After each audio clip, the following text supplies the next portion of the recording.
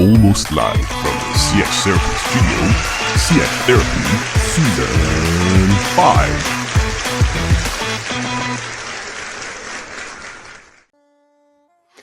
Good morning, everyone. Good morning, Max. How are you doing today? Doing well, Julien. How are you? You're looking good there with your fancy new headphones. Yeah, well, that is Santa's gift. I don't mean to break the magic, right? Because it's almost a Hollywood setting. But I have to say Happy New Year, because even though that's technically the second episode of the year, that's the first one we actually record in 2025. That's right. I haven't seen you in a while, so Happy New Year. How are you doing, Max? I'm doing well. It's had a busy and then very relaxing holiday and couple day ramp up back into work, and now work is work, so that's good. But all is well. How about you? How are things? Holidays are long gone. It's kind of a fading dream at this point, but it was great. It was great. And as you said, I kind of took that opportunity to upgrade a little bit the recording. So a year ago we upgraded the entire studio. But over the Christmas period, I have a new microphone, new headset, new everything, trying to get to the top of our game. So I upgraded my coffee. So that'll be my upgrade for this year. Do you happen to remember a little bit what we talked about in the previous episode with our friend from Italy? And did you receive anything? I remember, but I think there's something in the mailbag that will give us both a good prompt to work out. Now it's time to open this week's mailbag.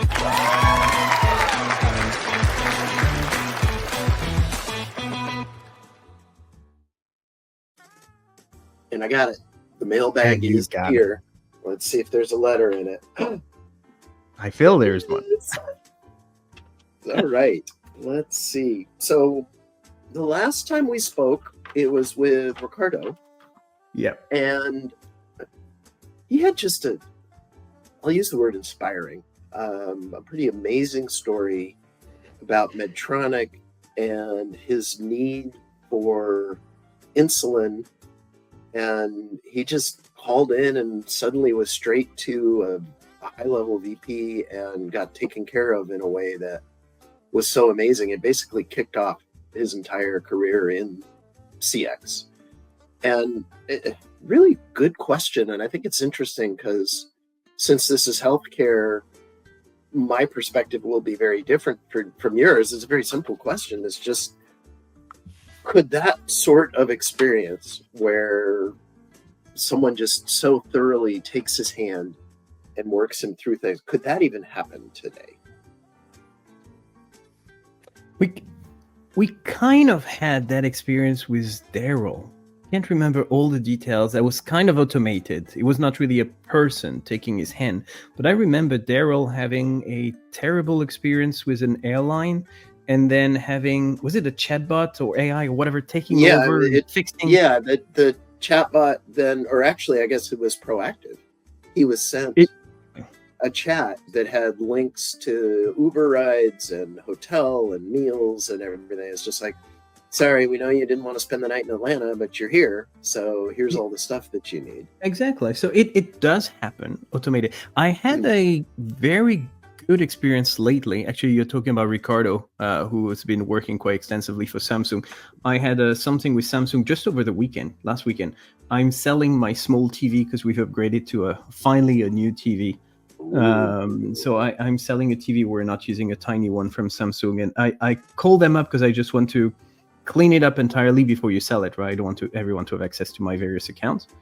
And even though I did not purchase a TV, even though the TV was probably 15 years old, they helped me out throughout the process. They took care of everything. They were super proactive. They were very empathetic.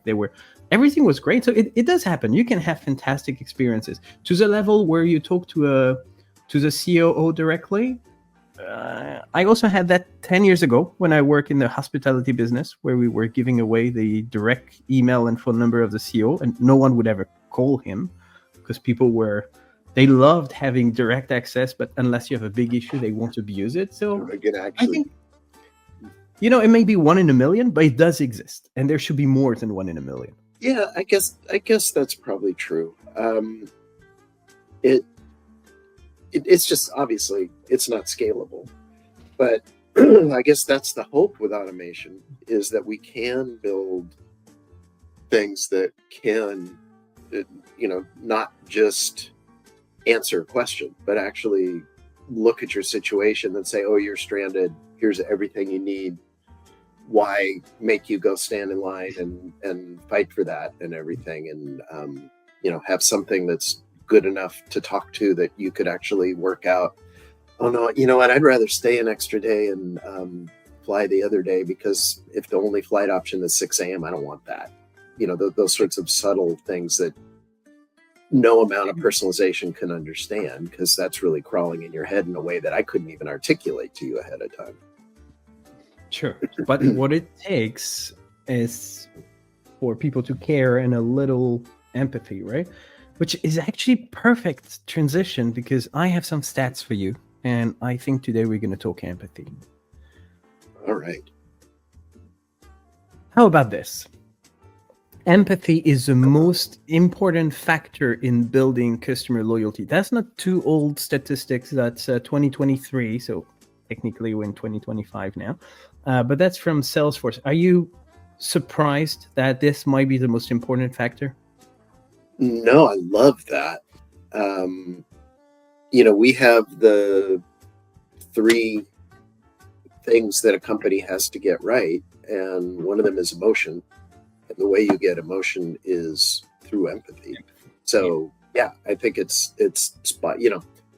Being empathetic and telling somebody no isn't a great customer experience, but that's gonna happen. So empathy, at least, you can't trump somebody's disappointed. The other piece is making it easy. If you're being empathetic because I've got to write 62 different emails to 62 different people, and I get somebody on the phone and they're really empathetic, that's not going to help. But it's incredibly critical. If I feel that you care about me and those sorts of things, what our index shows is that loyalty just shoots through the roof. So yes, I couldn't agree with this more. So that was the first one. What do you think about this one? 80% of customers say that emotional connection influences their buying decisions. So this time is PwC still 2023. I'm guessing you just said this before, right? Empathy is like the key to emotional connection. So I'm guessing you're also in alignment with that one. Yes. I'm not sure if I was surveyed, I would admit it, because it's kind of like, no, I'm going to get the best deal and the best product and things like that. But the reality is it makes a big difference, especially with a really important purchase.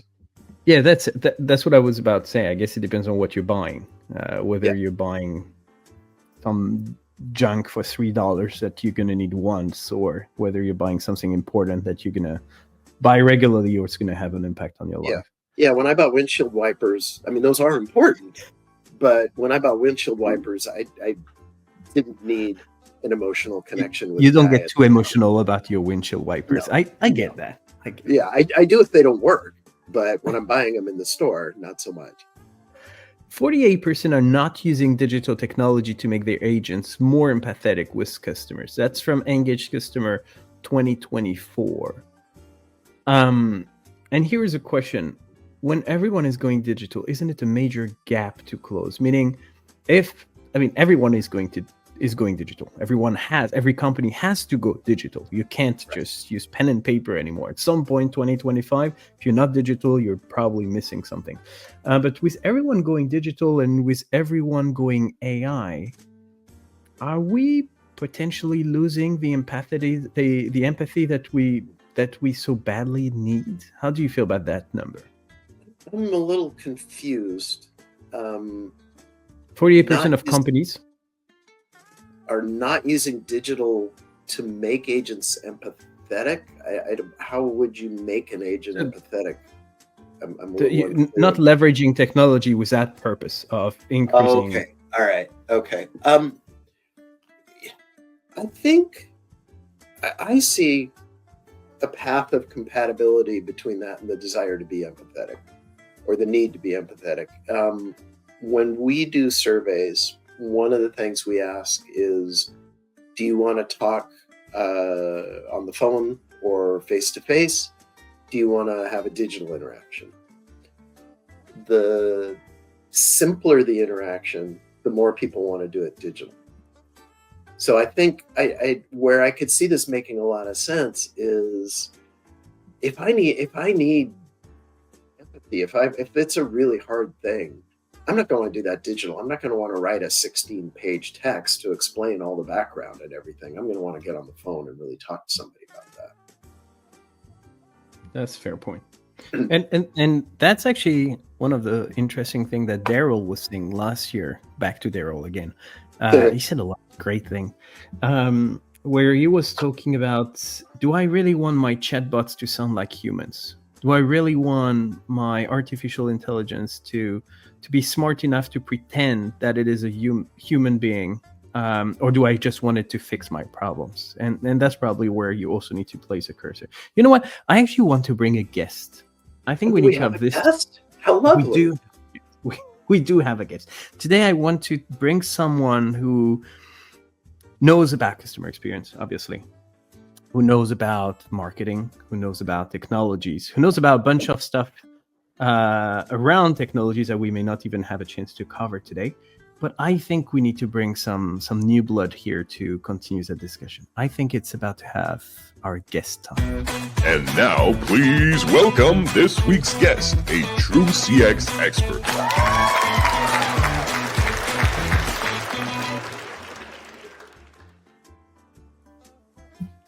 And this is a European guest again. Bartek, welcome to the CX Therapy. How are you doing today? I'm doing great. Thank you for inviting me. How are you guys doing?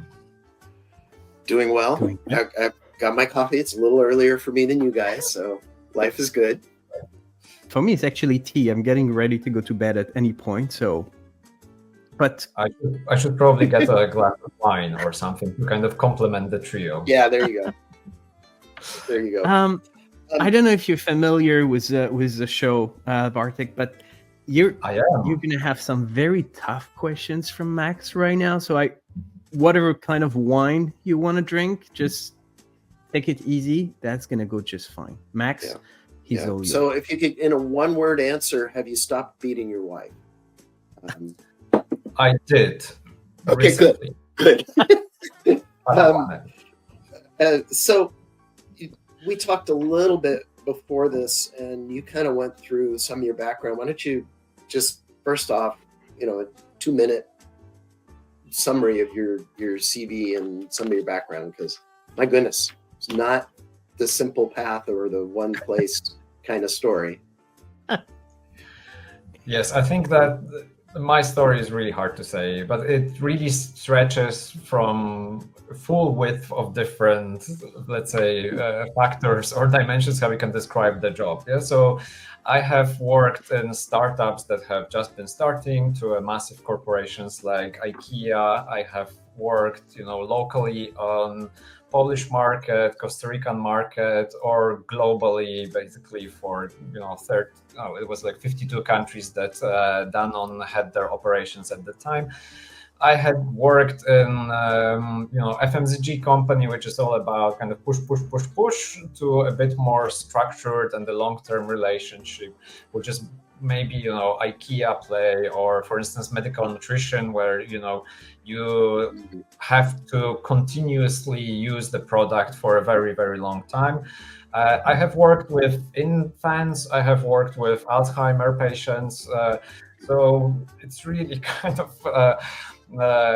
everywhere right now. And right now I have a possibility to be a little bit of an intern in an AI company, but before I used to be a chief experience officer in Poland. So kind of, I'm really stretched across all the different dimensions.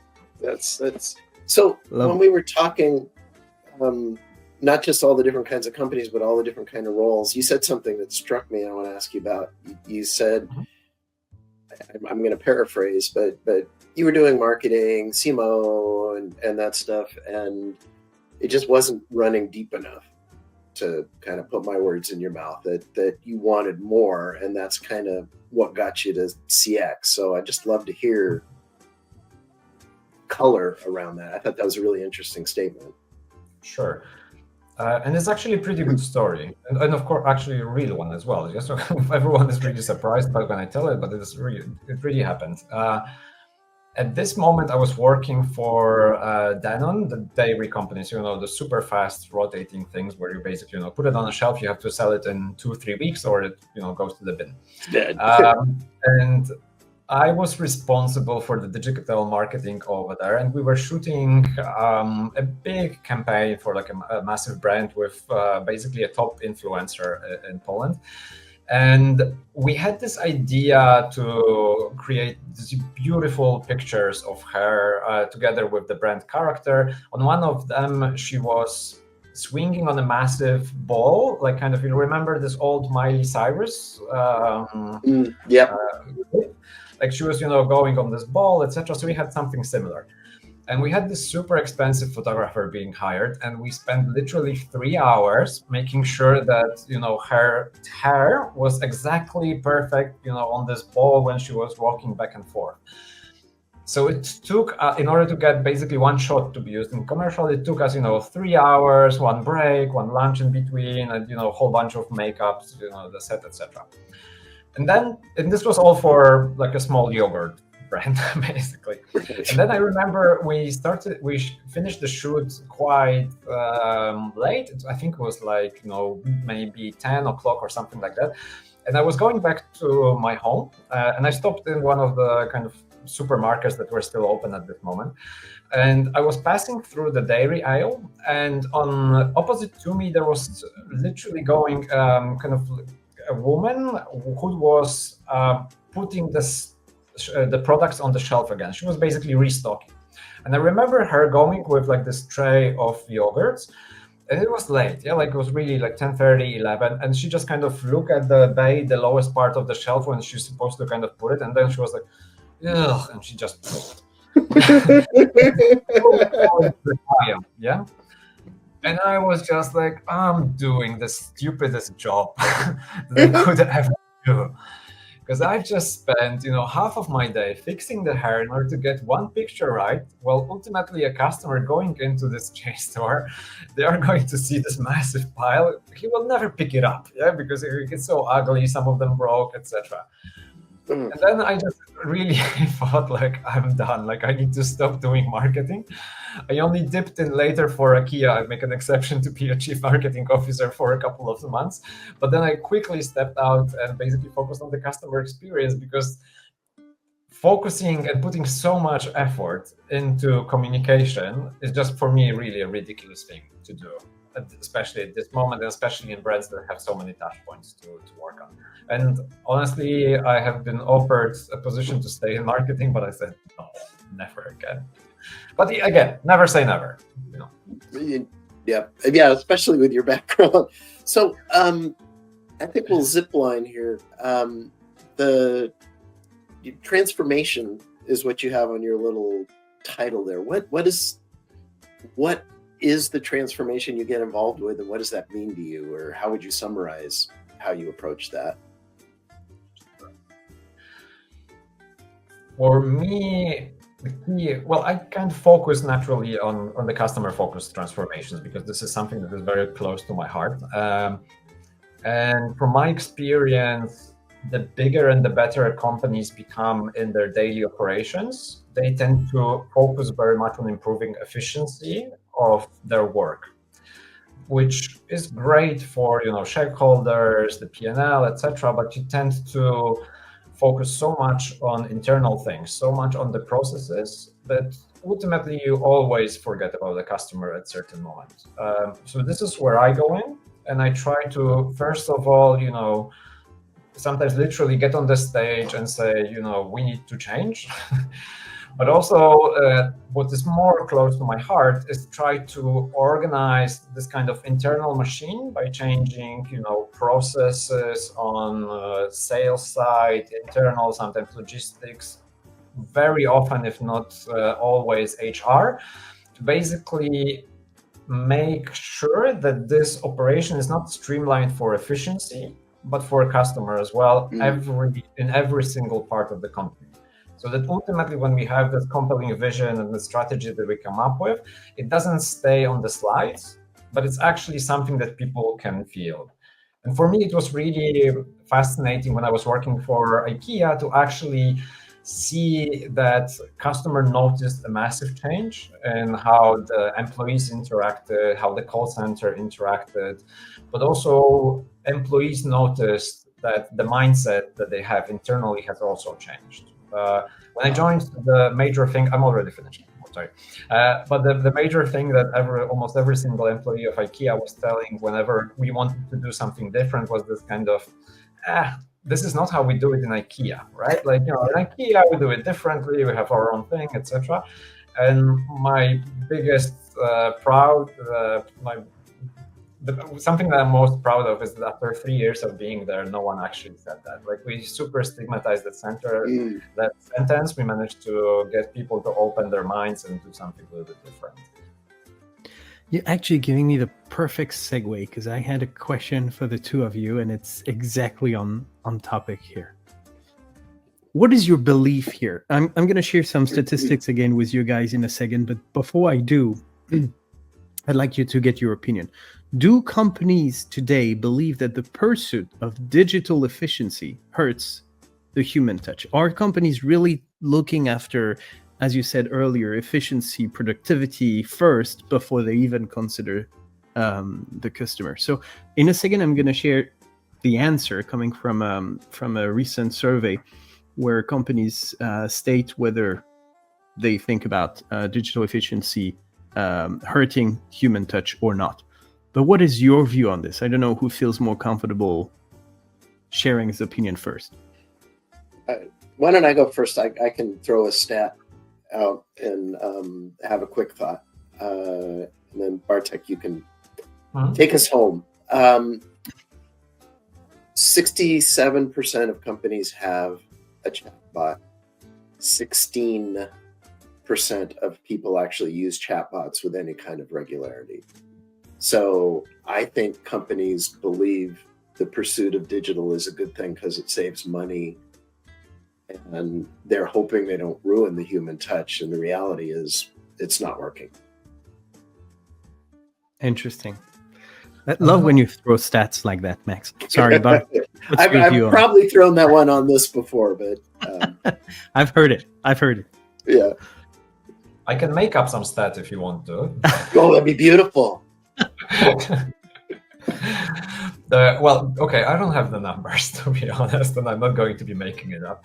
But I think that, from the experience, especially in the last year or so, I would say that they definitely focus on improving their digital efficiency. And at this moment, it does hurt the emotional touch, right?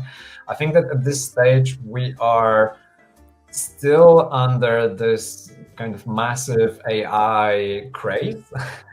So we are so focused in many companies to just try to implement different new solutions, sometimes without even thinking whether this is something that's going to really help our business or not, or how is it going to, complete the operations of our company. And I have a feeling that in most of the cases, the human touch is definitely neglected. I do think also that there are some companies doing that, and I do think that long-term, this is going to be a competitive advantage in order to introduce this human touch into the digital efficiency. But at this moment, I think we're all into kind of implementation mode very strongly, or at least I think so. And let's see right now when you reveal the number if I'm really wrong.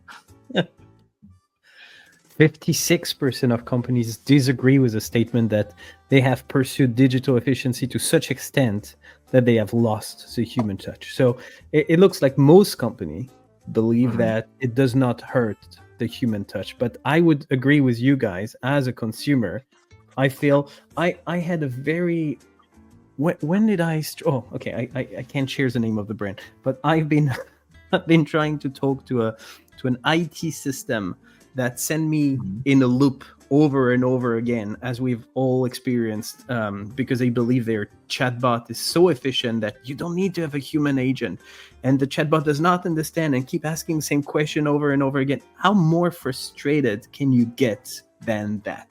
But look, talking about frustration, what I would love to do. You can just very quickly comment. I'm a little bit Please. worried that this stat might be one of these cases. I don't know if you saw it, that this chart that I use quite often is that 86% of the companies believe that their customer service is brilliant, but only 8% of customers actually agree with that. I think it might be this case, but again, maybe I'm wrong. Probably that one. But enough of me sharing my stories. Now is stories. Gather around, folks. It's time for guest CX story.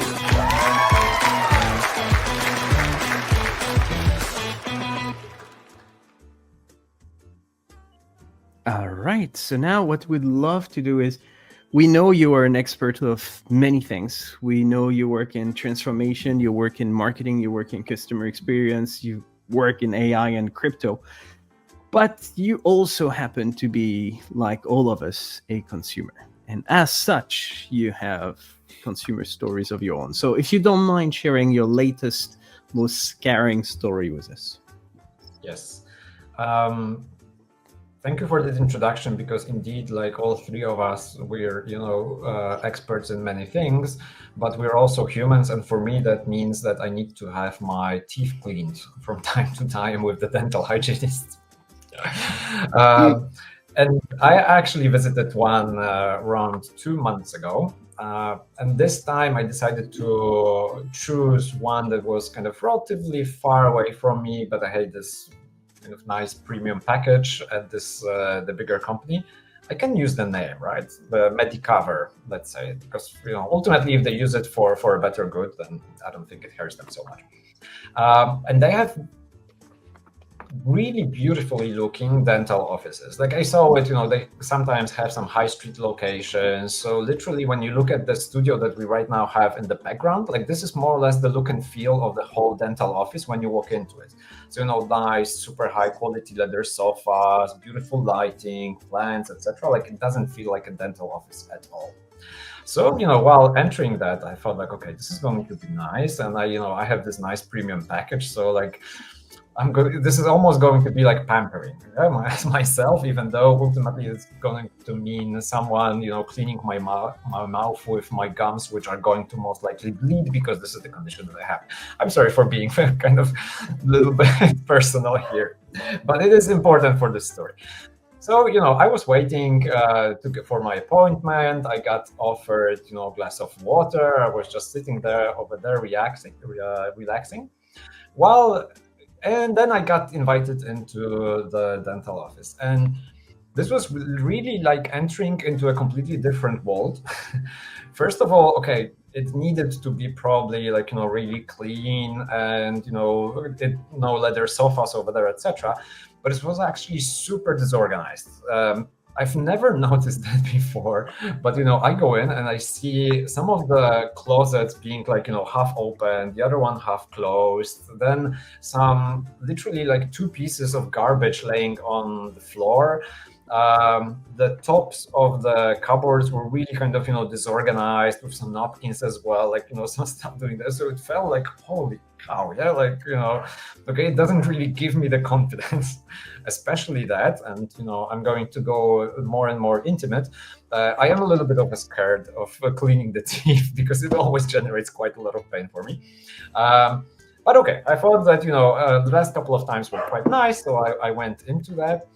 And what I did is, I sat down on this chair, and basically what I did is sitting over there and just conversing with the lady that was supposed to clean my teeth.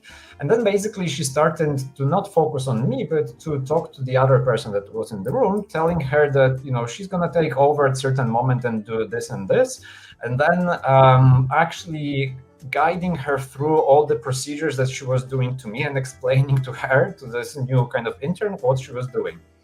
And I wouldn't really mind it so much, but first of all, no one actually asked me for it, so I felt like I don't want to be like this kind of training puppet at this moment. Especially that while she was kind of digging in my teeth and talking to this person, not looking at me, like she scratched me a couple of times. So I felt like, oh my god, yeah, this is going to be not something what I want, But I tried to be nice for like a first minute or so, but then I said like definitely no, like raised my hand. I said like, excuse me, but this is not okay for me. Like I don't want to do it. I don't want to kind of continue this. To which the lady realized later on, she said that yes, I should have asked you about it before. Okay, she didn't. We kind of went through the procedure, and once we were doing that, she started to chat to me like, yeah, I remember, some of the people really have trauma with that. They really have a problem. And I was lying over there and like, excuse me, I don't have a trauma. Like you make me bleed at this exact moment. Like it's not a trauma. It's a physical pain you're causing me at this time. But she didn't really care about it so much, and she kind of continued the work. Ultimately, she decided, let's split it into 2 appointments. Let's finish the first one up. So me kind of, first of all, being, a little bit pumped up from the training, and then by the pain as well that she caused me later, I just wanted to get out of there. I wanted to get out as fast as possible. But no, the lady kind of decided that she wanted to take me and have a serious chat about how I should take care of my gums and the teeth, etc. Which I understand, that kind of it seems nice. But then I was seated, I really kind of was by the door already, and she almost dragged me to the small desk that was over there. And it was really interesting desk that we weren't like, sitting opposite to each other, but like next to each other. Like literally, I don't know, I could half of my hand, 30 centimeters or so, we were sitting next to each other, and she was kind of explaining me how I should do a better job of flossing or whatever. And I just said, like, you just traumatized me. Like, I don't want to be there. And you're sitting right now in a close vicinity of me. But okay, like, I tried to rush her in order to, get quickly the recommendations. I got this out, and I almost ran out of the door. But then, no, because she said, like, no, you cannot go out by yourself. I will walk you back to the reception, and for whatever reason, she went to the reception. She said something to the receptionist, which kind of didn't mean anything. And then she, shook my hand in order to tell me goodbye, and kind of said, like, I'm super happy that you joined us. We, of course, invite you to come and meet us again. I just said, like, okay, yeah, whatever. I just ran from this place. Day after or 2 days after, I think I received, obviously, a survey to rate the experience. Would I recommend it to anyone? And imagine my, my response would definitely be 0 or 1 or whatever the scale was over there. And then what was quite interesting that literally 2 hours after rating them like that, someone calls me from an unknown number, introducing themselves like, I'm from Medicover, from this and this office. We received your rating, and would you mind elaborate something on that?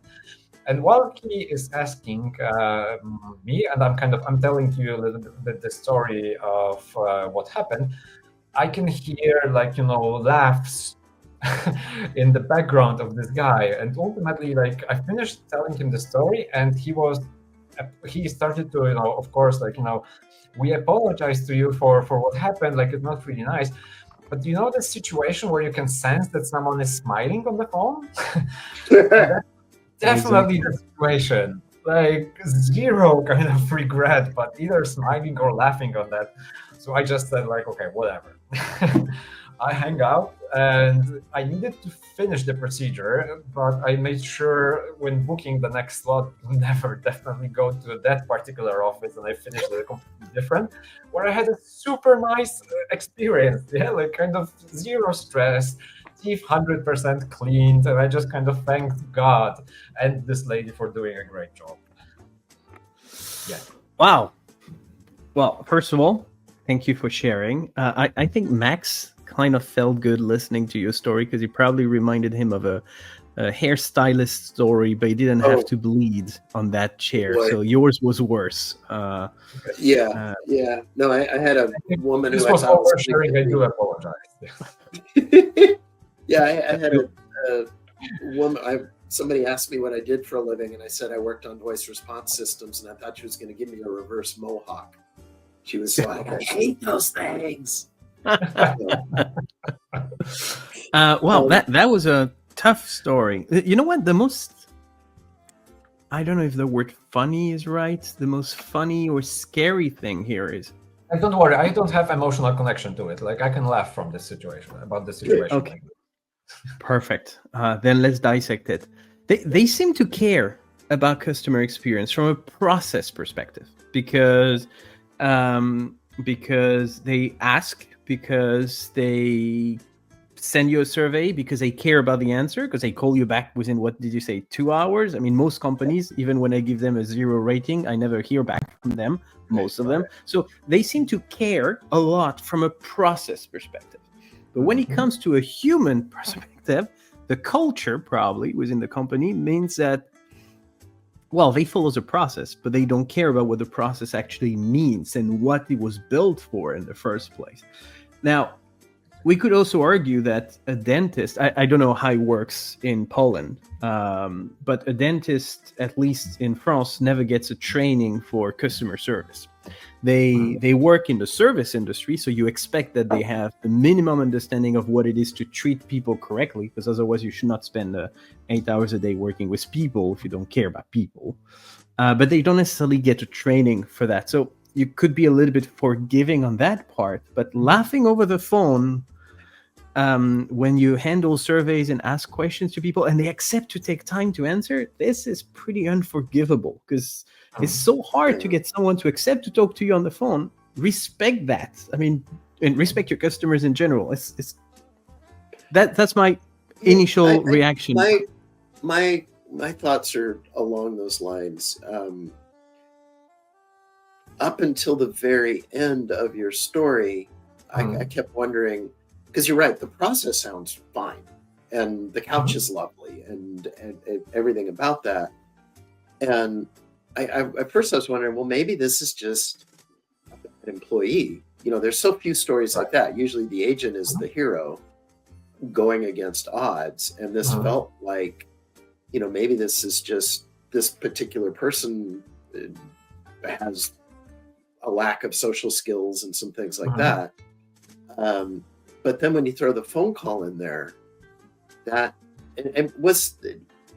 you know, so the phone call sounds like it was from a centralized group that's doing the surveying. No. It wasn't from that office. No, they actually have, I think that might be a dedicated person in that particular office that handles that. Because when I was at the reception kind of checking into the office, he was doing similar calls, or kind of I overheard him, because basically like he was literally, when there were a big desk to check in, there were, you know, 2 receptionists and this guy, I don't know whether it was a manager or whoever, who was literally on the phone talking to the customers as well. So do you think this is specific to that office based on what you experienced? No, I don't think so. I think that my view on that is that ultimately from the design of the process, there were really a lot of things that were done right. Especially this unpleasant desk conversation with the doctor, it was really interesting for me because it took place at the desk was very small, and it was like half of the circle, and we were kind of, you know, sitting next to each other to it, and it really reminded me something that we designed in IKEA as well, where we were looking into a contact between an employee, a coworker, and the customer. And we really wanted to get rid of those traditional desks where there is an employee on the side and the customer on the other one. Yeah, because it's confrontational. It builds a barrier, etc. And then we specifically designed those points so you sit on the same side as an employee. You kind of can look at the screen, etc., etc. So in theory, this was a great idea to kind of decrease the barrier between me and the doctor, but in a situation where I really didn't want to be there, it didn't work. Right. And this is the same thing with her walking me down and kind of giving me a handshake at the very end, really, really nice. Yeah, it's the peak, the final peak, and positive ending that you would like to do, which is great.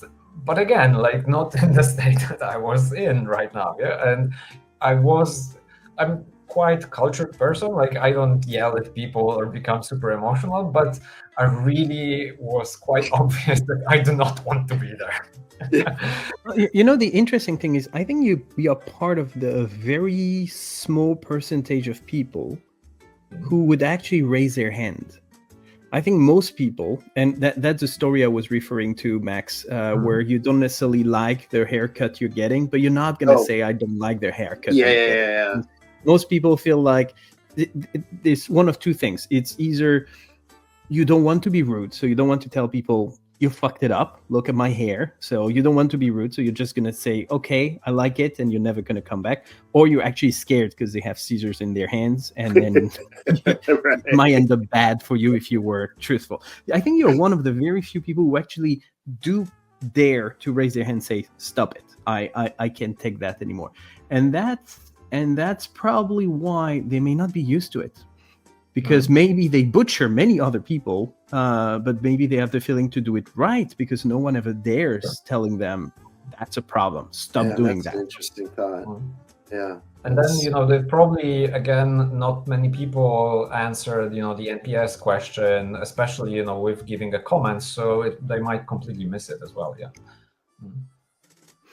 Yeah. But the funny stuff when you were telling the story is that, that desk you were talking about, it reminded me of my childhood quite a few decades ago when you do something wrong and you need to stand next to the teacher at his or her desk while they correct your homework. It felt this way, the way you explained it is, you are not flossing properly. Let me teach you how to do it. You're going to stand here. Well, you were sitting, but you're going to stand here next to me and listen to me telling you how to do things.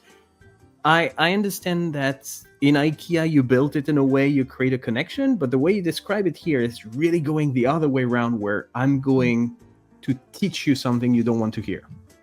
Yes, exactly. And it was really interesting that, because let's say a lot of things have been designed well, but this, I think, the desk design and designing this meeting in a way like that, I think this is a massive mistake. Yeah, because then you're not in the design process already. You're not acknowledging that this is a stressful situation already.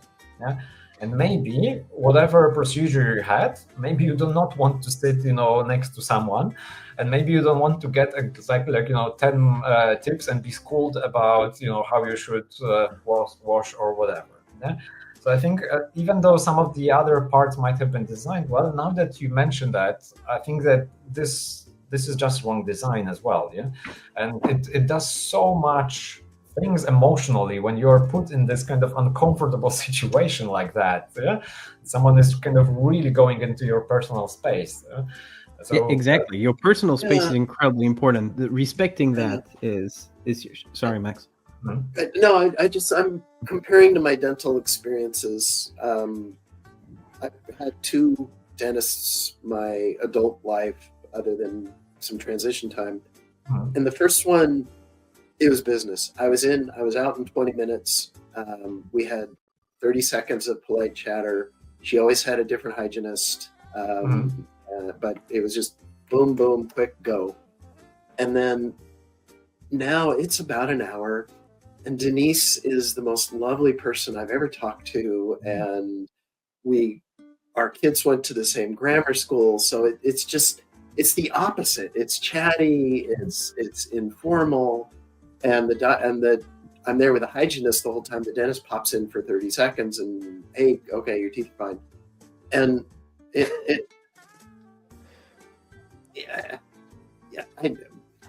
I honestly, I don't know how to tie that to walking to the office or anything, but it just, a lot of it, one of the things that's really striking me here is the personalities of the people, because it sounds like the second office, I assume the second time they also walked you out and everything like that. Yes. And that was okay because it wasn't a creepy person.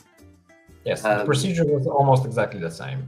Yeah, so it's interesting to me how much the people make the procedure work or not. Yeah, there's a huge human element here. The big question we always ask at the end of a therapy session is, do you feel any better? I actually do, thank you. And I think that this insight about the teacher standing next to you, or kind of, this wonderful story that you, Max, have, the dentist right now for whatever, half of your life. And this is a single person that kind of takes care of you. I mean, I don't know if I'm going to fly into San Francisco every single time I need a dentist appointment, but I would want to do it right now. Yes. Yeah, just one more thing for you, something you said in your story. When you were lying on the chair with them having knives and everything in your mouth, and she was talking to the other person saying you probably had a trauma, and you interrupted saying, I did not have a trauma. Yeah. Then 3 minutes later, you explained that you were on the desk with her, and inside you were telling her inside, you're traumatizing me. So there was no trauma before. There is a trauma now. But hopefully with this therapy session, you feel better. The trauma is gone and you'll be able to get your teeth clean in any other dentist offices later on. Thank you. And, a lot of the companies have this nicely sounding mission of making the world better. But today, both of you just made my world better, especially when it comes to the dental hygiene. There you go. Well, and if you're ever in the Bay Area and you need a teeth cleaning, let me know. I'll hook you up. I'm going to add this to my LinkedIn profile. One of my job mission now is making people feel better about their teeth. Well, thank you so much for joining, Bartek. Thank you so much for sharing your insights, sharing your stories, being candid with us. It was a pleasure having you, and we look forward to seeing you again soon. It was a massive pleasure to be on the show, and thank you so much. I'm a big fan, and I think the format that you have and the way that you're doing that in such a professional way is just brilliant. Like, I don't know other CX show that does something like that. You're absolutely brilliant, the best. And thank you so much for being here. Well, thank you. It was great to meet you.